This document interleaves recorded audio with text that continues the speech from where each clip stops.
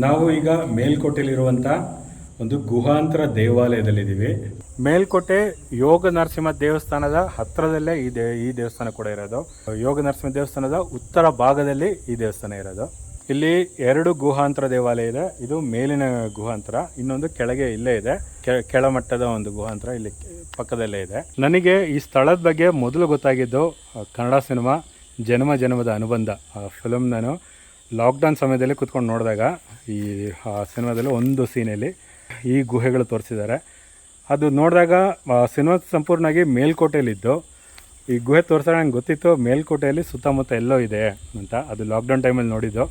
So lockdown ಆದಮೇಲೆ ಇಲ್ಲಿ ಬಂದು ಹುಡುಕೋಣ ಅಂತಲೇ ಪ್ಲ್ಯಾನ್ ಮಾಡ್ತಿದ್ದೆ. ಅಷ್ಟರಲ್ಲಿ ಮದನ್ ರಾವ್ ಅವರು ಇದ್ರ ಬಗ್ಗೆ ಒಂದು ವಿಡಿಯೋ ಮಾಡಾಕಿದ್ರು. ಈ ಗುಹಾಂತರ ದೇವಸ್ಥಾನ ಗೂಗಲ್ ಮ್ಯಾಪಲ್ಲಿ ಮಾರ್ಕ್ ಆಗಿಲ್ಲ. ಸೊ ನಾನು ಗೂಗಲ್ ಮ್ಯಾಪಲ್ಲಿ ಮಾರ್ಕ್ ಮಾಡ್ತಾಯಿದ್ದೀನಿ. ಈ ಗೂಗಲ್ ಮ್ಯಾಪ್ ಲಿಂಕ್ ಕೂಡ ನಾನು ಡಿಸ್ಕ್ರಿಪ್ಷನಲ್ಲಿ ಹಾಕಿರ್ತೀನಿ, ಎಲ್ಲರೂ ಬಂದು ನೋಡ್ಬೋದು. ಮತ್ತು ದಯವಿಟ್ಟು ಬರುವಾಗ ಇದನ್ನು ಗಲೀಜು ಮಾಡದೆ ನೋಡ್ಕೊಬೇಕಾಗುತ್ತೆ ನಾವು. ಅದು ನಮ್ಮೆಲ್ಲರ ಜವಾಬ್ದಾರಿ ಆಗುತ್ತೆ. ಮದನ್ ರಾವ್ ಅವರ ವಿಡಿಯೋ ಲಿಂಕ್ ನಾನು ಇಲ್ಲಿ ಮೇಲೆ ಐ ಬಟನ್ ಕ್ಲಿಕ್ ಮಾಡಿ ನೋಡ್ಬೋದು, ಅಥವಾ ಡಿಸ್ಕ್ರಿಪ್ಷನ್ ಕೂಡ ಲಿಂಕ್ ಹಾಕಿರ್ತೀನಿ. ಮದನ್ ರಾವ್ ಅವ್ರ ಜೊತೆ ಮೇಲ್ಕೋಟೆ ಗುಹಾಂತರ ದೇವಾಲಯನೂ ಬನ್ನಿ ನೋಡೋಣ. ನಮ್ಮ ವಾಹನಗಳು ಇಲ್ಲಿವರೆಗೂ ಮಾತ್ರ ಬರೋದು. ಇಲ್ಲಿಂದ ಒಂದು ಅರ್ಧ ಕಿಲೋಮೀಟ್ರ್ ಹತ್ರ 1 ಕಿಲೋಮೀಟ್ರ್ವರೆಗೂ ನಾವು ನಡ್ಕೊಂಡು ಹೋಗಬೇಕು. ಇದು ಹೌದು, ಕಲ್ಯಾಣಿಗಳು ಇಲ್ಲೇ ಪಕ್ಕದಲ್ಲಿ ಹೇಳಿದೆ. ಇಲ್ಲೇ ಒಂದು ಕಲ್ಯಾಣಿ ಜೀರ್ಣೋದ್ಧಾರ ಕೆಲಸ ನಡೀತಾ ಇದೆ. ಇಲ್ಲೂ ಒಂದು ಕಲ್ಯಾಣಿ ಇದೆ. ಇದು ಜೀರ್ಣೋದ್ಧಾರ ಆಗಿರಬೇಕು. ಅಕ್ಕಪಕ್ಕ ಎಲ್ಲ ಸಿಮೆಂಟಲ್ಲೆಲ್ಲ ಕಟ್ಟಿದ್ದಾರೆ, ಹಾಗೆ ಪೇಂಟ್ ಎಲ್ಲ ಮಾಡಿದ್ದಾರೆ. ಈ ಪಕ್ಕದೇನೆ ಹೋಗ್ಬೇಕಾ? ಇಲ್ಲಿ ಹೋಗಲಿಕ್ಕೆ ದಾರಿ ಸರಿಯಾಗಿಲ್ಲ.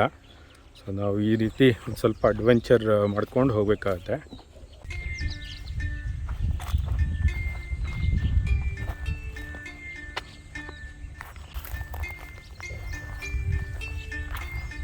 ಕಾರ್ ನಾವು ಅಲ್ಲಿ ಪಾರ್ಕ್ ಮಾಡಿಕೊಂಡು ನಡ್ಕೊಂಡು ಬರ್ತಾ ಇರೋದು. ಇಲ್ಲಿ ದಾರಿ ರೆಡಿ ಮಾಡ್ತಾ ಇರೋ ಥರ ಇದೆಯಲ್ಲ. ನಾವು ಬಂದಾಗ ಮಾಡಿರಲಿಲ್ಲ ಸರ್, ಈಗ ಮಾಡಿಲ್ಲ.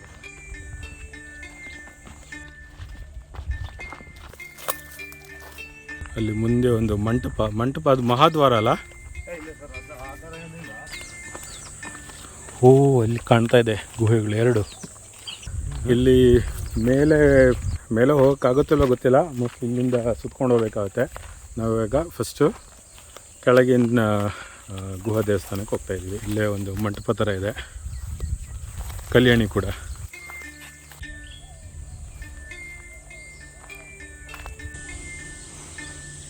ಇಲ್ಲಿ ಈ ಮಂಟಪ ನೋಡೋದಾದರೆ ಇಲ್ಲೊಂದು ಪೀಠ ಕಾಣಿಸ್ತಾ ಇದೆ. ಮುಂಚೆಯಲ್ಲಿ ಒಂದು ವಿಗ್ರಹ ಇದ್ದು ಪೂಜೆ ಆಗ್ತಿದ್ದಂಥ ಸ್ಥಳ ಆಗಿದ್ದರೂ ಕೂಡ ಆಗಿರಬಹುದು.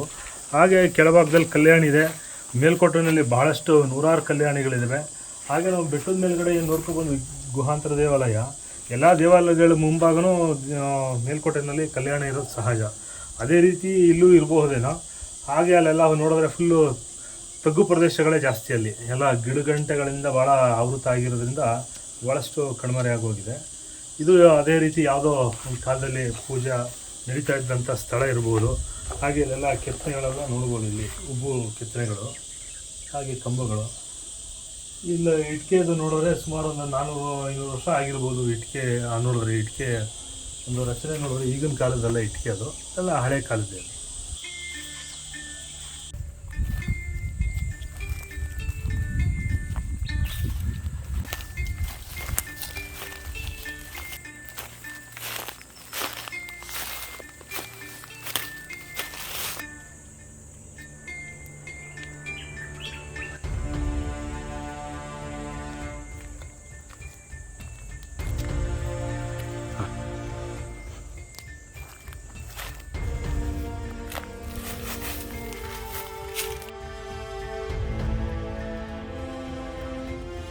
ನೀವು ಸ್ಟ್ರೈಟಾಗಿ ನಿಲ್ಲಕ್ಕಾಗಲ್ಲ? ಅಯ್ಯೋ, ಆಗೋದಿಲ್ಲ. ಹಾಂ, ನೋಡ್ಬೋದು ಇದು ಎಷ್ಟು ಹೈಟಲ್ಲಿದೆ ಅಂತ. ಎಷ್ಟು ವರ್ಷ ಹಳೆದಿದೆ? ಕಲ್ಯಾಣ ಚಾಲುಕ್ಯರ ಕಾಲದಲ್ಲಿ ಕಟ್ಟಿಸಿದ್ದು ಅಂತ ಹೇಳ್ತಾರೆ. ಹಾಂ, ಜೈನ ಗುಹೆನ ಇದು? ಯಾವ ಗುಹೆ ಅನ್ನೋದು ಯಾವುದೂ ರೆಕಾರ್ಡಲ್ಲಿ ಉಲ್ಲೇಖ ಮಾಡಿಲ್ಲ ಇದು. ಓಕೆ. ಅದು ಸಾಮಾನ್ಯವಾಗಿ ಅನ್ಸೋ ಪ್ರಕಾರ ಬೆಟ್ಟದಲ್ಲಿ ಕೆಲವು ಜೈನರು ತಪಸ್ ಮಾಡ್ತಿದ್ರಲ್ಲ, ಆ ರೀತಿ ಮಾಡ್ಕೊಳ್ಳೋಕೆ ವ್ಯವಸ್ಥೆ ಇದ್ರೂ ಇರಬಹುದು. ಹಾಂ, ಇಲ್ಲಿ ಇಲ್ಲಿ ನೋಡಿದ್ರೆ ನಮಗೆ ಗೊತ್ತಾಗೋದು ಮೋಸ್ಟ್ಲಿ ಇಲ್ಲಿ ಕೆತ್ತನೆ ಏನಾದರೂ ಒಂದು ವಿಗ್ರಹಗಳ ಥರ ಮಾಡೋ ಪ್ಲ್ಯಾನ್ ಇತ್ತೋ ಏನೋ, ಅದಕ್ಕೋಸ್ಕರ ಇಲ್ಲಿ ಮತ್ತು ಅಲ್ಲೆಲ್ಲ ನೋಡ್ಬೋದು ಉಬ್ಬು ಶಿಲ್ಪಗಳು ಅಲ್ಲಿ ಬರಬೇಕಿತ್ತೋ ಏನೋ, ಬಂದಿಲ್ಲ. ಮತ್ತು ಇದಿನ್ನೂ ಹೈಟ್ ಇನ್ನೂ ಕೆಳಗೆ ಹೋಗಿರೋದು ಹೈಟ್.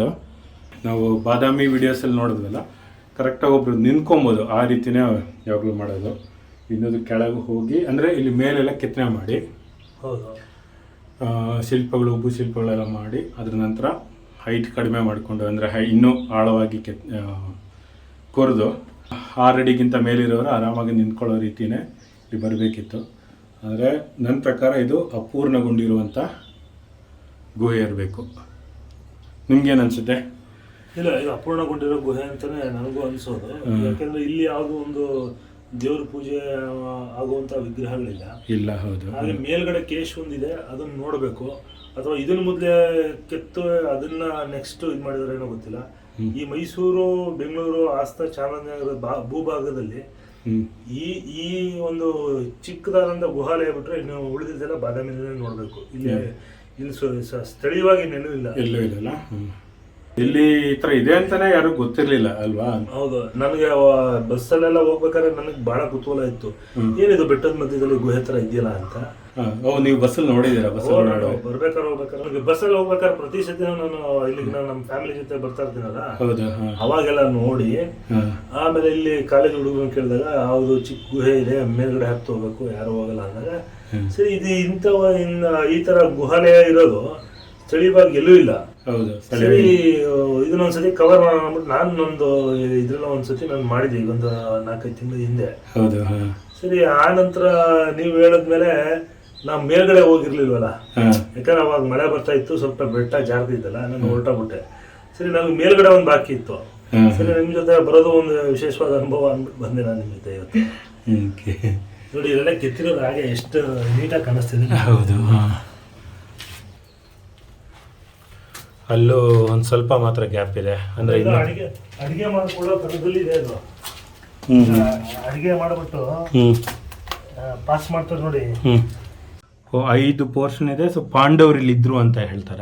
ಪಾಂಡವರ ಗುಹೆ ಅನ್ನೋದು ಯೋಗಾನರಸಿಂಹ ಸ್ವಾಮಿ ಬೆಟ್ಟದ ಮೇಲ್ಗಡೆ ದೇವಸ್ಥಾನದ ಕೆಳಗಡೆ ಒಂದು ಸಣ್ಣದಾದ ಗುಹೆ ಇದೆ, ಅಲ್ಲಿ ಇದ್ರು ಅಂತ ಹೇಳ್ತಾರೆ. ಇಲ್ಲಿ ನೋಡಿದ್ರೆ ನೀವು ಇಲ್ಲೂ 5 ಪಾರ್ಟ್ ಇದೆಯಲ್ಲ, 1, 2, 3, 4, 5 ಕರೆಕ್ಟ್. ಪಾರ್ಟ್ ಬೈ ಪಾರ್ಟ್ ಇದೆ ಇದು. ಹೌದು. ಇಲ್ಲಿದ್ರು ಅನ್ನೋದಕ್ಕೆ ಯಾವುದೋ ಈಗಿನ ದಾಖಲೆಗಳು ಇಲ್ಲ. ಈಗ ಪುರಾಣದ ದಾಖಲೆಗಳಲ್ಲಿ ಪಾಂಡವರು ಇಲ್ಲಿ ಬಂದಿದ್ರು. ಚಾಮುಂಡಿ ಬೆಟ್ಟದಲ್ಲಿ ಪಾಂಡವರ ಮೆಟ್ಟಿಲು ಅಂತಾನೆ ಒಂದಿದೆ. ಆ ನಂತರ ಪಾಂಡವಪುರ ಹೆಸರು ಕೇಳಿದ್ರೆ ಕುಂತಿ ಬೆಟ್ಟ. ಇವೆಲ್ಲ ಪುರಾಣದ್ದು ಒಂದು ಐತಿಹ್ಯ ಇರೋಂಥ ಸ್ಥಳಗಳು. ಆಮೇಲೆ ಈ ನಮ್ಮ ಶೆಲ್ವಪಳ್ಳಿ ಅಯ್ಯಂಗಾರು ವಿದ್ವಾಂಸರು ಮತ್ತೆ ಇತಿಹಾಸದ ಬಗ್ಗೆ ಎಲ್ಲ ಮಾತಾಡ್ತಾರೆ. ಅವ್ರ ಹತ್ರ ವಸತಿ ಈಗ ಕಾಲ್ ಮಾಡಿದಾಗ ಹೇಳಿದ್ರು, ಈ ಥರ ಇದಕ್ಕೆ ಚಾಲುಕ್ಯರ ಕಾಲದಲ್ಲಿ ನಿರ್ಮಾಣ ಆಗಿರುವಂತಹ ಗುಹೆ ಇದು, ಬಟ್ ಯಾವುದೇ ದಾಖಲೆಗಳಿಲ್ಲ ಅಂತ ಅವ್ರು ತಿಳಿಸಿದ್ರು. ಕೆಲವು ಈಗಲೂ ಯಾವುದೂ ಇಲ್ವಲ್ಲ ದಾಖಲೆಗಳು. ಬಟ್ ಈ ಥರ ಒಂದು ಬಂಡೆನಲ್ಲಿ ಕೊರೆದಿರೋಂಥ ಗುಹಾಲಯ ಮತ್ತು ಈ ಥರ ಸ್ಥಳಗಳ ಬಗ್ಗೆ ಇದಕ್ಕೆ ಸಂಬಂಧಪಟ್ಟ ಸಾಮಾನ್ಯವಾಗಿ ಆರ್ಕಿಯಾಲಜಿ, ರಾಜ್ಯ ಪುರಾತತ್ವ ಇಲಾಖೆಯವರು ಒಂದು ನೋಟಿಸ್ ಬೋರ್ಡು ಅಥವಾ ಬೇಲಿ ಹಾಕೋಂಥ ವ್ಯವಸ್ಥೆ ಮಾಡಿದ್ರೆ ಇನ್ನೂ ಭಾಳಷ್ಟು ವರ್ಷಗಳ ಉಳ್ಕೊಳುತ್ತೆ. ಇಲ್ಲಾಂದರೆ ಹಾಗೇನೆ ಭಾಳ ಜನಕ್ಕೆ ಅಪರಿಚಿತವಾಗಿ ಉಳಿದಿದೆ ಈ ಜಾಗ. ಈಗ ಅಲ್ಲೊಂದು ಕೋಣೆ ಥರ ಇದೆ, ಅಲ್ಲೂ ಹೋಗಿ ನೋಡ್ತಾ ಇದ್ದೀವಿ ನಾವು. ಸಿಕ್ಕಾಬಟ್ಟೆ ಜೇಡ್ರ ಬಲೆ ಇದೆ.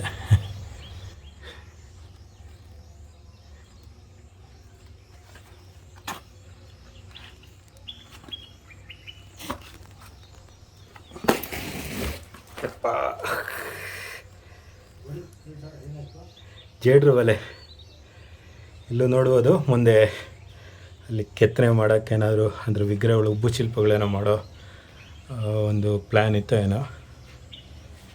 ಬಾದಾಮಿಯಲ್ಲಿ ನೋಡಿರ್ಬೋದು, ಅವ್ರ ಗೈಡ್ ಹೇಳಿದ್ರಲ್ಲ, ಮೊದಲನೇ ಹಂತದಲ್ಲಿ ರಫ್ ಆಗಿ ಕೊರ್ಕೊಂಡು ಹೋಗ್ತಾರೆ, ಆಮೇಲೆ 2ನೇ ಹಂತದಲ್ಲಿ ಸ್ಮೂತಾಗಿ ಶಿಲ್ಪಗಳನ್ನ ಕೆತ್ತಿ ಉಬ್ಬು ಶಿಲ್ಪಗಳನ್ನ ಮಾಡಿಕೊಂಡು ಹೊರಗೆ ಬರ್ತಾರೆ ಅಂತ ಅವ್ರು ಹೇಳಿದರು.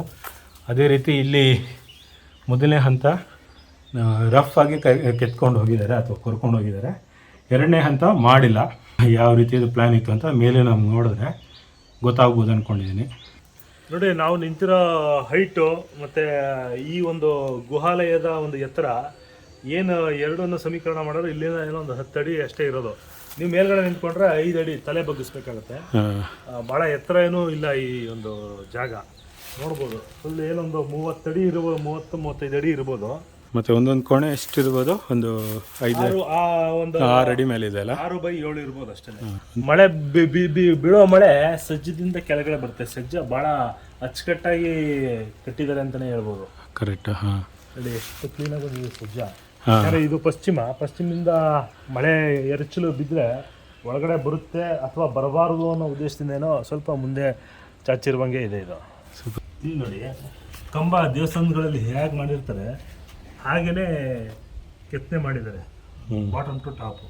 ಅಂದರೆ ಇಲ್ಲಿ ಸೈಡಲ್ಲಿ ಜಾಗ ಕೊಡುವಂಥದ್ದಾಗ್ಬೋದು, ದೀಪ ಇಡೋವಂಥ ವ್ಯವಸ್ಥೆ ಅಥವಾ ಬೇರೆ ಇನ್ನೇನೋ ವಸ್ತುಗಳು ಇಡೋವಂಥ ಒಂದು ವ್ಯವಸ್ಥೆ ಮಾಡಿರೋಂಥ ಒಂದು ಸಾಕ್ಷಿ ನೋಡ್ಬೋದು. ನೋಡಿ, ಆದರೂ ಹಳೆ ಕಾಲದಲ್ಲಿ ಕೆತ್ತಿರೋದು ಈಗ ಬಿರುಕು ಬಿಡ್ತಾ ಇದೆ ಅಂದರೆ ಏನು ತಾಪಮಾನಕ್ಕೆ ಬಿಟ್ಟಿದೆಯೋ ಏನಕ್ಕೆ ಬಿಟ್ಟಿದೆಯೋ ಗೊತ್ತಿಲ್ಲ. ಯಾಕಂದರೆ ಎಲ್ಲ ಭಾರನೂ ಇದ್ರ ಮೇಲೆ ನಿಂತಿರುತ್ತಲ್ಲ. ಹೌದು. ಅಂದರೆ ಏನೋ ಸ್ಟೆಪ್ ಬೈ ಸ್ಟೆಪ್ ಮಾಡೋಕ್ಕೆ ಹೋಗಿದರೆ ಮೊದಲೇ ಹೇಳ್ದಂಗೆ ಇದು ಅಪೂರ್ಣಗೊಂಡಿರೋ ಒಂದು ಗುಹಾಲಯ ಇದು. ನೋಡಿ, ಆ ಕೆತ್ತಿರೋಂಥ ಮಾರ್ಕ್ಗಳು ನೋಡ್ಬೋದು. ನೋಡಿ, ಇಲ್ಲಿ ಕ್ಲೀನಾಗಿ ಕಂಬ ಹೇಗೆ ನಿರ್ಮಾಣ ಮಾಡಬೇಕು ಹಾಗೆ ಮಾಡಿ ಈ ಕಡೆ ಅದು ಫುಲ್ಲು ಪೂರ್ಣ ಆಗಿಲ್ಲ, ಅಂದರೆ ಇದು ಕಗ್ಗಲ್ಲಿರೋ ಹಾಗೆ ಬಿಟ್ಬಿಟ್ಟಿದ್ದಾರೆ. ಇಲ್ಲಿ ಮಾಡಬೇಕಿತ್ತು, ಯಾವ ಕಾರಣದಿಂದ ಬಿಟ್ಟಿದ್ದಾರೆ ಅನ್ನೋದು ಗೊತ್ತಾಗಲ್ಲ ಇದು. ಹಾಗೆ ಇಲ್ಲಿ ಈ ಕಲ್ಲು ಭಾಳ ರಫಾಗಿ ಕಿತ್ತಿಸಿದರೆ ಉಳಿ ಏಟ್ಗಳು ಕೂಡ ನೋಡ್ಬೋದು ಈ ಸೈಡ್ಗಳಲ್ಲಿ. ಇದು ಸಂಪೂರ್ಣವಾಗಿ ಹಾಗೆ ಬಿಟ್ಬಿಟ್ಟಿದ್ದಾರೆ. ಅಲ್ಲಿ ಮೆಟ್ಲಿನ ವ್ಯವಸ್ಥೆ ಮಾಡಬೇಕು ಅಂತ ಇತ್ತೇನೋ, ಬಟ್ ಆಗಿಲ್ಲ ಇದು. ನಾವು ಮೊದಲ 2 ಕಂಬಗಳಲ್ಲಿ ಗಮನಿಸಿದ ಹಾಗೆ ಇಲ್ಲಿ ಯಾವುದೇ ತರಹನಾದ ಒಂದು ಇಡೋದಕ್ಕೆ ಅಥವಾ ಸ್ಟೆಪ್ಸ್ಗಳೇ ಆಗಲಿ ಯಾವುದೂ ಇಲ್ಲ. ಅದನ್ನು ಕೂಡ ನೋಡ್ಬೋದು. ಈ ಕಡೆ ಒಂದು ಸ್ವಲ್ಪ ಕಾಣಿಸ್ತಾ ಇದೆ, ಬಟ್ ಆ ಥರ ಕೆತ್ತಿಲ್ಲ ಇದು. ಹಾಗೆ ಇಲ್ಲಿ ಸಣ್ಣದಾದಂಥ ಒಂದು ಸಣ್ಣ ಅಂದರೆ ಒಬ್ಬ ಮನುಷ್ಯ ನುಗ್ಬೋದು ಅಷ್ಟು ಸ್ಪೇಸ್ ಇದೆ. ಇದು ಈಗಿನ ಕಾಲದ ಅಡುಗೆ ಮನೆಗಳಲ್ಲಿ ಅಡುಗೆ ಮಾಡಿ ಹೊರಗಡೆ ಕೊಡ್ತಾರೆ ನೋಡಿ, ಆ ರೀತಿ ಇದೆ ಇದು. ಇದು ಫುಲ್ ಎಲ್ಲ ಕಲ್ಲಲ್ಲೇ ಆಗಿರೋಂಥದ್ದು. ಇದು ಯಾವ ಕಾಲದಲ್ಲಿ ನಿರ್ಮಾಣ ಆಗಿದೆ ಅನ್ನೋದು ಯಾವುದೇ ದಾಖಲೆಗಳಿಲ್ಲ. ಹಾಗೆ ಚಾಲುಕ್ಯರ ಕಾಲದಲ್ಲಿ ನಿರ್ಮಾಣ ಆಗಿದ್ದು ಅಂತ ಚೆಲುವಪಿಳ್ಳಿ ಅಯ್ಯಂಗಾರ್ ಅವರು ಹೇಳಿದ್ರು.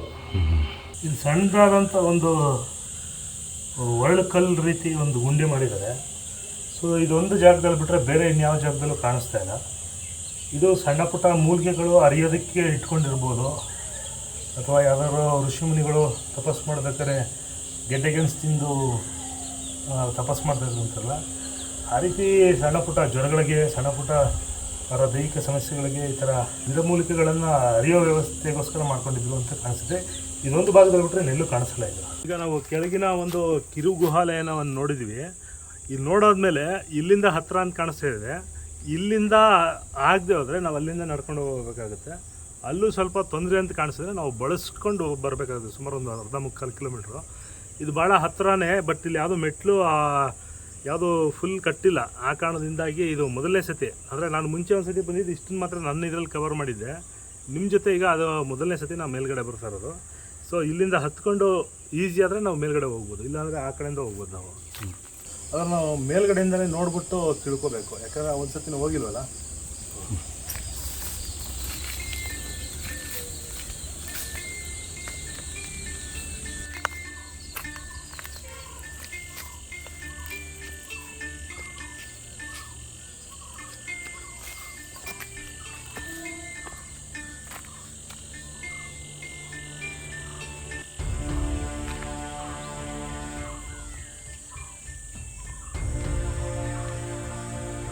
ಆಗುತ್ತೆ ಅಲ್ಲಿಗೆ ಹೋಗಕ್ಕೆ?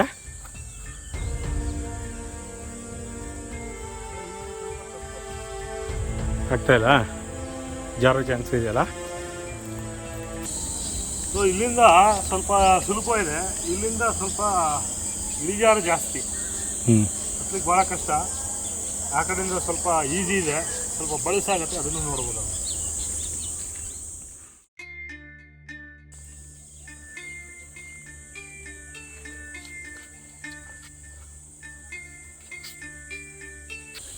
ನಮಗೆ ಆ ಕಡೆಯಿಂದ ಹತ್ತಕ್ಕಾಗಲಿಲ್ಲ, ಸ್ವಲ್ಪ ಇಳಿಜಾರು ಪ್ರದೇಶ. ಹಾಗಾಗಿ ಈ ಕಡೆಯಿಂದ ಬಂದು ಬಲಭಾಗದಿಂದ ಹತ್ತಕ್ಕೆ ಪ್ರಯತ್ನ ಮಾಡೋಣ ನನಗೆ.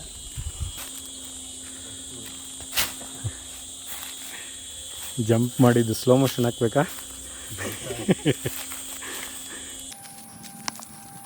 ಇಲ್ಲೋ ಆಗುತ್ತಾ? ಇಲ್ಲಿ ಈಸಿ ಸರ್, ಇದು ಹತ್ಬಿಟ್ರೆ ಸಾಕು ನಾವು. ಹಾಂ ನಾನು ಅವಾಗ ಇಲ್ಲಿ ಹತ್ತಿಲ್ಲ, ನಾನು ಮಳೆ ಬರ್ತದೆ. ಹಾಂ ಹಾಂ, ಮಳೇಲಿ ಬಂದರೆ ಜಾರೋ ಚಾನ್ಸಸ್ ಇದೆಯಲ್ಲ.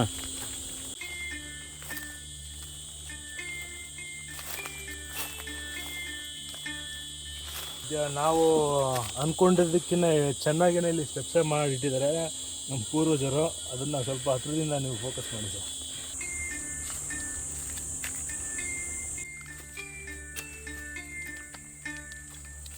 ನಾವು ಕೆಳಗಡೆ ನೋಡಿದ್ವಲ್ಲ, ಅದು ಟ್ರಯಲ್ ಆಗಿ ಕೆತ್ತಿರೋಂಥ ಗುಹೆ ಥರ ಕಾಣುತ್ತೆ. ಈಗ ಇಲ್ಲಿ ಮೇಲ್ಗಡೆ ಕೇಶವನ ವಿಗ್ರಹ ಇದೆ ಅಂತ ಹೇಳ್ತಾರೆ.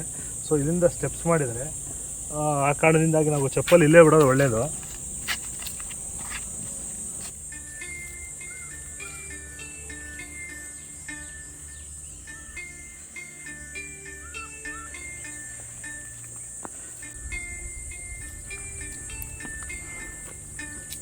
ಭಾಳ ಹೆಚ್ಚು ಕಮ್ಮಿ ಒಂದು 45-50 ಅಡಿ ಸ್ವಲ್ಪ ಪ್ರಪಾತ ಇದೆ, ಹುಷಾರಾಗಿ ಬರಬೇಕು.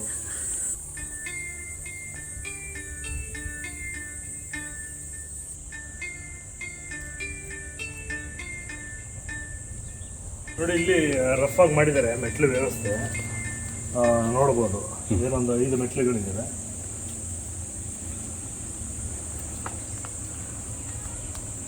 ನೋಡಿ ಇಲ್ಲಿ ಕಂಬಗಳ ಒಂದು ಸಿಸ್ಟಮ್ ನೋಡಿ, ಎಲ್ಲ ವ್ಯವಸ್ಥಿತವಾಗಿ ಮಾಡಿದ್ದಾರೆ, ಅಂದರೆ ಸುಸಜ್ಜಿತವಾಗಿ ಮಾಡಿದ್ದಾರೆ. ಇಲ್ಲಿ ಯಾವುದೇ ರೀತಿ ಕೆಳಗಡೆ ಇದ್ದಂಥ ಅಪರಿಪೂರ್ಣ ಏನಂದರೆ ಫುಲ್ ಕನ್ಸ್ಟ್ರಕ್ಷನ್ ಆಗಿಲ್ಲದ ರೀತಿ ಇತ್ತು. ಬಟ್ ಇಲ್ಲೆಲ್ಲ ಕ್ಲೀನಾಗಿ ಎಲ್ಲ ಫುಲ್ ಕಟ್ಟಿರೋ ರೀತಿ ಕಾಣಿಸ್ತಿದೆ. ಇಲ್ಲೂ ನಾನು ಆಗಲೇ ನೋಡಿದ್ವಿ, ದೀಪ ಹಚ್ಚೋ ವ್ಯವಸ್ಥೆನೋ ಏನೋ ಗೊತ್ತಿಲ್ಲ, ಹಳ್ಳ ಇದೆ ಇಲ್ಲಿ. ಇದು 5 ಅಡಿ ಅಥವಾ 6 ಅಡಿಯವರು ನಿಲ್ಬೋದು. ಇದಂತ ಇದೇನಿಲ್ಲ, ಇಲ್ಲಿಗೆ ತಡೆಯುತ್ತೆ. ಇಲ್ಲಿ ಓಕೆ ನೋಡಿ, ಇಲ್ಲಿ ಗರ್ಭಗುಡಿ ಥರ ಇದೆ.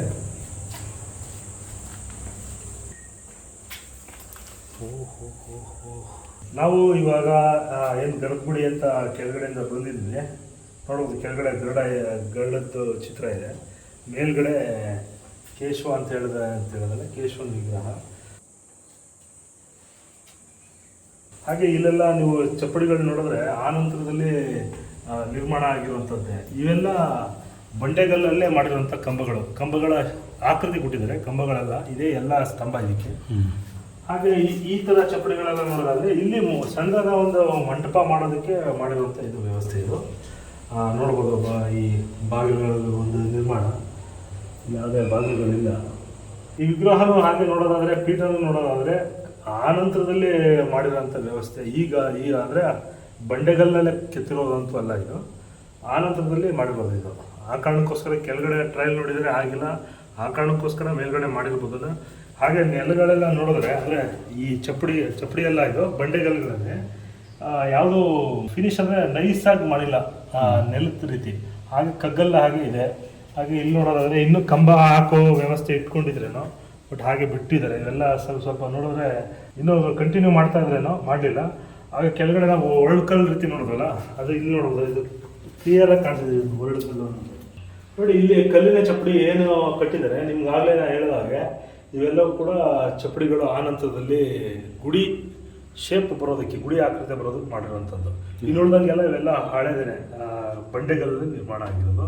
ಇಲ್ಲೆಲ್ಲ ಕಪ್ಪಗಾಗಿದೆ, ಅಥವಾ ಇಲ್ಲೇನೋ ಹೋಮನೋ ಅಥವಾ ಮತ್ತಿನ್ನೊಂದು ಮಾಡಿದ್ದಾರೆ. ಆ ಕಾರಣದಲ್ಲಿ ಕಪ್ಪು ಸುತ್ತಕೊಂಡಿದೆ ಇಲ್ಲೆಲ್ಲ ಫುಲ್ಲು.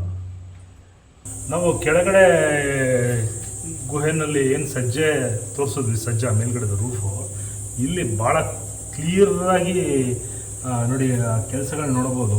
ಸಜ್ಜಾದು ಹೀಗೆ ಬಂದಿದೆ, ತಿರ್ಗಾ ಇಲ್ಲಿ ಇನ್ನೂ ಸ್ವಲ್ಪ ಮುಂದೆ ಚಾಚ್ಕೊಂಡಿದೆ. ಇದು ಅದು ಹೆಚ್ಚು ಕಮ್ಮಿ ಒಂದು 4 ಅಡಿ ತನಕನೂ ಬರುತ್ತೆ ಮೇಲ್ಮಟ್ಟದಿಂದ ರೂಫು. ಇಲ್ಲಿಗೂ ನೋಡಿದ್ರೆ 4 ಅಡಿಗೆ ಬರುತ್ತೆ ರೂಫು. ಇದು ಭಾಳ ವ್ಯವಸ್ಥಿತವಾಗಿ ಸುಸಜ್ಜಿತವಾಗಿ ನಿರ್ಮಾಣ ಮಾಡಿರೋದು. ಕೆಳಗಡೆ ಗುಹೆಗೆ ಹೋಲಿಸ್ಕೊಂಡ್ರೆ ಇದು ಅದರ 2 ಪಟ್ಟು ಅಗಲ ಉದ್ದ ಎಲ್ಲ ಇದೆ. ಇದರಲ್ಲಿ ಭಾಳ ಆರಾಮಾಗಿ ಒಂದು 50-60 ಜನ ಕೂರ್ಬೋದಂಥ ಸ್ಪೇಸ್ ಇದೆ ಇಲ್ಲಿ. ಹಾಗೆ ಮುಂಭಾಗ ಜಗಲಿ ಥರ ಮಾಡಿದ್ದಾರೆ, ಇಲ್ಲೂ ಒಂದು 60-70 ಜನ ಕೂರುವಂಥ ಸ್ಥಳ ಇದು. ಇದು ಫುಲ್ಲು ಕಲ್ಲನ್ನು ಕೆತ್ತಿ, ಅಂದರೆ ಬಂಡೆಗಲ್ಲನ್ನೇ ಕೆತ್ತಿ ಈ ಹಾಸು ಅಂದರೆ ಜಗಲಿ ಥರ ಮಾಡಿರೋದು ಇದೆಯಲ್ಲ ಭಾಳ ಕಷ್ಟದ ಕೆಲಸ. ನಾನು ಆಗಲೇ ಹೇಳಿದಾಗೆ ಚಾಲುಕ್ಯರ ಕಾಲದಲ್ಲಿ ನಿರ್ಮಾಣ ಆಗಿರುವಂಥದ್ದು ಮತ್ತು ಸೂಕ್ತವಾದ ಯಾವುದೂ ದಾಖಲೆಗಳಿಲ್ಲ. ಬಾದಾಮಿ, ಐಹೊಳೆ, ಪಟ್ಟದಕಲ್ಲು ಆ ಒಂದು ಭೂಭಾಗ ಬಿಟ್ಟರೆ ಈ ಭೂಭಾಗದಲ್ಲೇ ಈ ರೀತಿ ಬಂಡೆಗಲ್ಲುಗಳಲ್ಲಿ ಗುಹೆ ಇರೋದು ಇದೊಂದೇ. ಅಂದರೆ ನಾನು ನೋಡಿರೋ ಮಟ್ಟಿಗೆ ಇನ್ಯಾವುದೂ ಇಲ್ಲ. ಬಂಡೆಗಲ್ಲಲ್ಲಿ ಕೊರೆದು ಈ ರೀತಿ ಗುಹೆ ಮಾಡಿರೋದು ಇದೆಲ್ಲೂ ಇಲ್ಲವೇ ಇಲ್ಲ. ಮೇಲ್ಕೋಟೆಯಿಂದಲೇ ಬರುವಂಥ ಪ್ರವಾಸಿಗರೆಲ್ಲರೂ ಸಾಮಾನ್ಯವಾಗಿ ಚೆಲುವನಾರಾಯಣ ಸ್ವಾಮಿ ಹಾಗೆ ಯೋಗ ನರಸಿಂಹ ಸ್ವಾಮಿ ಬೆಟ್ಟದ ಮೇಲಿರೋಂಥದ್ದು, ಕೆಲವು ಕಲ್ಯಾಣಿಗಳಲ್ಲಿ ಫೋಟೋ ತೆಗೆದುಕೊಂಡು ಹೋಗ್ತಾರೆ. ಬಟ್ ಇಂಥ ಸ್ಥಳಗಳಿಗೂ ಬಂದರೆ ಭಾಳ ರಮ್ಯ ಇದೆ ನೋಡಿ. ಕೆಳಗಡೆ ಆಳದಲ್ಲಿ ಎಷ್ಟು ಕಲ್ಯಾಣಿ ಕಾಣಿಸ್ತಾ ಇದೆ, ಮಂಟಪಗಳಿದೆ. ಹಾಗೆ ಇಲ್ಲೇನು NSS ಅಂತ ಸೇವಾಸಕ್ತ ಹುಡುಗರು ಗುಂಪೇನಿದೆ, ಅವರು ಇಲ್ಲೆಲ್ಲ ಬಂದು ಜಾಗನ ಭಾಳ ಅಚ್ಚುಕಟ್ಟು ಮಾಡಿದ್ರೆ, ಅಥವಾ ASI ಅಥವಾ ರಾಜ್ಯ ಪುರಾತತ್ವ ಇಲಾಖೆಯವರು ಇದನ್ನು ಸಂರಕ್ಷಣೆ ಮಾಡಿದ್ರೆ ಇನ್ನೂ ಮುಂದಿನ ಪೀಳಿಗೆಗೆ ನೋಡ್ಬೋದು. ಇತಿಹಾಸನ ನಾವು ಮುಂದಿನ ಪೀಳಿಗೆಗೆ ಕೊಡ್ಬೋದು. ಇಲ್ಲಾಂದರೆ ಏನಪ್ಪ ಅಂದರೆ ಒಂದೊಂದು ಕಲ್ಲು ಬೀಳ್ತಾ ಹೋಗುತ್ತೆ, ಒಂದು ಕಲ್ಯಾಣಿ ಕಲ್ಮಶ ಆಗ್ತಾ ಹೋಗುತ್ತೆ, ಕೆಲವು ಒತ್ತುವರಿಗಳು ಆಗೋಗುತ್ತೆ ಇಲ್ಲೆಲ್ಲ. ಅದಕ್ಕೆಲ್ಲ ಅವಕಾಶ ಮಾಡಿಕೊಡಬಾರ್ದು. ಇಲ್ಲಿಯ ಒಂದು ಧಾರ್ಮಿಕ ಮಂಡಳಿ ಆಗ್ಬೋದು ಅಥವಾ ಸಂಬಂಧಪಟ್ಟ ದೇವಸ್ಥಾನಗಳಾಗ್ಬೋದು, ರಾಜ್ಯ ಪುರಾತತ್ವ ಅಥವಾ ಕೇಂದ್ರ ಪುರಾತತ್ವ ಇಲಾಖೆಯವರು ಸಂರಕ್ಷಣೆ ಮಾಡಲೇಬೇಕಿದು. ಇಲ್ಲಿ ಯಾರೂ ಬರೋದೇ ಇಲ್ಲ ಇಲ್ಲಿಗೆ, ಬಟ್ ಬರುವಂತೆ ಮಾಡಬೇಕು. ಪ್ರವಾಸೋದ್ಯಮವೂ ಕೂಡ ಈ ಕಡೆ ಗಮನ ಹರಿಸಿ ಇಲ್ಲಿಗೆ ಬರುವಂಥ ಸೂಕ್ತ ವ್ಯವಸ್ಥೆ ಅಥವಾ ಸೂಚನಾ ಫಲಕದ ವ್ಯವಸ್ಥೆನೂ ಹಾಕಿ, ಆಗ ಕುಡಿಯೋ ನೀರಿನ ವ್ಯವಸ್ಥೆ ಇಟ್ಟು ಈ ರೀತಿಯಾಗಿ ಮಾಡಿದಾಗ ನೋಡ್ತಾರೆ. ಟೂರಿಸ್ಟ್ ಬರೋದೇ ಪ್ರಕೃತಿ ಸವಿಯೋದಕ್ಕೋಸ್ಕರ ಬರ್ತಾರೆ, ದೇವಸ್ಥಾನಕ್ಕೂ ಬರ್ತಾರೆ. ಆ ರೀತಿ ಈ ಬೆಟ್ಟದ ಮೇಲೆ ಇರೋಂಥ ಗುಹೆಗಳು ಕೂಡ ಅಪರೂಪದಲ್ಲಿ ಅಪರೂಪ. ಅದು ಇಲ್ಲೇ ಇದೆ ಅನ್ನೋದು ಸುಮಾರು ಜನಕ್ಕೆ ಗೊತ್ತಿಲ್ಲ. ಜನ ಬಂದು ನೋಡಬೇಕು. ಜನ ಬಂದು ನೋಡೋದಕ್ಕೋಸ್ಕರನೇ ಅಥವಾ ಆಚರಣೆ ಮಾಡೋದಕ್ಕೋಸ್ಕರನೇ ಆಗಿನ ಕಾಲದಲ್ಲಿ ಕಟ್ಟಿರೋಂಥದ್ದು ಇದು. ಬಟ್ ಇವತ್ತಿನ ದಿನ ಅನಾಥವಾಗಿ ಯಾರೂ ಬರ್ದೇ ಇದು ಯಾರ ಗಮನಕ್ಕೂ ಬರದೇ ಇರೋಗೆ ಆಗ್ಬಿಟ್ಟಿದೆ ಇದು. ಇಲ್ಲಿ ಸ್ವಲ್ಪ ಬಂಡೆನಲ್ಲೇ ಸಪ್ರೇಟಾಗಿ ಸ್ವಲ್ಪ ಮುಂದೆ ಬಂದಿರೋ ಹಾಗಿದೆ. ನನ್ನ ಪ್ರಕಾರ ನೋಡೋಕೆ ಹೋದರೆ ಇಲ್ಲಿ ಯಾವುದೋ ಒಂದು ವಿಗ್ರಹ ಕೆತ್ತೋ ಆಲೋಚನೆ ಇತ್ತು ಅಂತ ಕಾಣಿಸುತ್ತೆ. ಸೊ ಮಾಡಿಲ್ಲ. ಆ ಕಡೆ ನೋಡಿದ್ರೆ ಈ ಎರಡೂ ಕಡೆ ಏನೋ ಮಾಡೋಂಗಿದ್ರು, ಬಟ್ ಮಾಡಿಲ್ಲ, ಪೂರ್ಣಗೊಂಡಿಲ್ಲ. ಅದು ವಿಗ್ರಹ ಕೆತ್ತೋ ಅಥವಾ ಉಬ್ಬು ಚಿತ್ರ ಕೆತ್ತೋ ಅಂತ ಒಂದು ಐಡಿಯಾ ಇತ್ತೇನೋ ಏನೋ ಗೊತ್ತಿಲ್ಲ. ಇನ್ನುಳಿದಂಗೆ ಅದು ಇಡೋದಕ್ಕೋ ಅಥವಾ ದೀಪ ಇಡೋದಕ್ಕೋ ಮತ್ತು ಇನ್ನೊಂದು ಇಡೋದಕ್ಕೆ ಅವ್ರು ಪೀಠದ ಥರ ಮಾಡಿದ್ದಾರೆ ನೋಡಿ. ಇಲ್ಲಿ ಜಗಲಿ ಥರ ಶೇಪ್ ಬರೋದಕ್ಕೆ ಕುಳಿಗಳು ಮಾಡಿದ್ದಾರೆ. ಅಂದರೆ ಈ ಪಾರ್ಟಿನ ಕಲ್ಲುಗಳನ್ನ ಬೇರ್ಪಡಿಸೋದಕ್ಕೆ ಎಷ್ಟು ಶ್ರಮ ಹಾಕಿದ್ದಾರೆ ಅನ್ನೋದು ಇದರಲ್ಲೇ ಗೊತ್ತಾಗುತ್ತೆ. ಈ ಥರ ಕಗ್ಗಲ್ಲು ಅಥವಾ ಕಾಡುಗಲ್ಲು ಬಂಡೆನ ಬೇರ್ಪಡಿಸಿ ಈ ರೀತಿ ಗುಹೆ ಮಾಡಿರೋದು ಈ ಭಾಗದಲ್ಲೇ ಭಾಳ ವಿಸ್ಮಯ ಅಂತಲೇ ಹೇಳ್ಬೋದು. ಇನ್ನುಳಿದಂಗೆ ಮೇಲ್ಕೋಟೆ ಅಂದ್ರೇ ದೇವಸ್ಥಾನ, ಕಲ್ಯಾಣಿಗಳ ಕ್ಷೇತ್ರ. ಅದರಲ್ಲಿ ಇದು ಭಾಳ ಗುಪ್ತವಾಗಿ ಅನಾಮಧೇಯವಾಗಿ ಉಳ್ಕೊಂಡಿರೋಂಥ ಸ್ಥಳ ಇದು. ನೋಡ್ಬೋದು ಇಲ್ಲೆಲ್ಲ ಕೆತ್ತನೆ ಮಾಡಿರೋದು ಭಾಳ ಮಾಡಲೇಬೇಕು ಅನ್ನೋ ಒಂದು ಉದ್ದೇಶದಿಂದ ಮಾಡಿರುವಂಥ ಕೆಲಸ ಇದು. ಇದು ಸಂಪೂರ್ಣವಾಗಿ ನೋಡೋದೇ ಆದರೆ ಏಕಶಿಲಾ ಬಂಡೆ ಇದು. ಹೇಗೆ ಶಿವಗಂಗೆಯಲ್ಲಿ ಏಕಶಿಲಾ ಬೆಟ್ಟ ಇದೆಯೋ, ಅದೇ ಇದು ಏಕಶಿಲಾ ಬಂಡೆ. ಇದು ಫುಲ್ಲು ಒಂದೇ ಶಿಲೆಯಲ್ಲಿ ಇರ್ತಕ್ಕಂಥ ಬಂಡೆ. ಆ ಬಂಡೆನಲ್ಲೇ ಕೆಳಗಡೆ ಒಂದು ಗುಹಾಲಯ, ಮೇಲ್ಗಡೆ ಒಂದು ಗುಹಾಲಯ ಮಾಡಿದರೆ ಇಲ್ಲಿ ಮೂರ್ತಿ ನೋಡ್ಬೋದು ನಾವು. ಇಂಥ ಸುಡು ಬಿಸಿಲಿನಲ್ಲೂ ಈ ಗುಹಾಂತರ ದೇವಾಲಯದಲ್ಲಿ ಭಾಳ ತಣ್ಣಗಿದೆ. ಕಾರಣ ಏನಪ್ಪ ಅಂದರೆ ನಾವು ಬಂಡೆಯ ಮಧ್ಯದ ಒಳಭಾಗದಲ್ಲಿ ಹೊರಗಡೆ ಹೆಚ್ಚು ಕಮ್ಮಿ ಬಂಡೆ ಮೇಲೆ ಒಂದು ಮೋರ್ ದೆನ್ 36 ಡಿಗ್ರಿ ಇದೆ ಹೀಟು. ಇನ್ನೊಂದು ಚೂರಾದರೆ 12 ಗಂಟೆ ಸೂರ್ಯ ನೆತ್ತಿ ಮೇಲೆ ಬಂದುಬಿಡ್ತಾನೆ. ಇದನ್ನು ಫೀಲ್ ಮಾಡೋಕ್ಕಾಗಲ್ಲ. 12 ಗಂಟೆ ಆದ ನಂತರ ಒಳಗಡೆ ಕೂತ್ಕೋಬೇಕು. ಇನ್ನೂ ಮೇಲ್ಕೋಟೆಯಲ್ಲಿ ಇರುವಂಥ ಸ್ಥಳಗಳ ಜೊತೆ ಈ ಗುಹಾಂತರ ದೇವಾಲಯ ಕೂಡ ಒಂದು ಪ್ರವಾಸ ಕೇಂದ್ರವಾಗಿ ಖಂಡಿತ ಮಾರ್ಪಡಿಸ್ಬೋದು. ಇದ್ರ ಬಗ್ಗೆ ಗೊತ್ತಾದರೆ ಜನ ಖಂಡಿತ ಇಲ್ಲಿ ಬಂದೇ ಬರ್ತಾರೆ. ಅದಕ್ಕೋಸ್ಕರ ಸಂಬಂಧಪಟ್ಟಂಥ ಎಲ್ಲ ಇಲಾಖೆಯವರಿಗೆ ಕೇಳ್ಕೊತಾ ಇದ್ದೇನೆ, ಇದನ್ನು ಸ್ವಲ್ಪ ನೀಟಾಗಿ ಮಾಡಿ ಪ್ರವಾಸಿಗರು ಇಲ್ಲಿಗೆ ಬರೋ ಹಾಗೆ ವ್ಯವಸ್ಥೆಗಳು ಮಾಡಿಕೊಡ್ಬೇಕು. ಸೊ ಮತ್ತೆ ಇನ್ನೊಂದು ವಿಡಿಯೋ ಸಿಗೋಣ. ನಮಸ್ಕಾರ.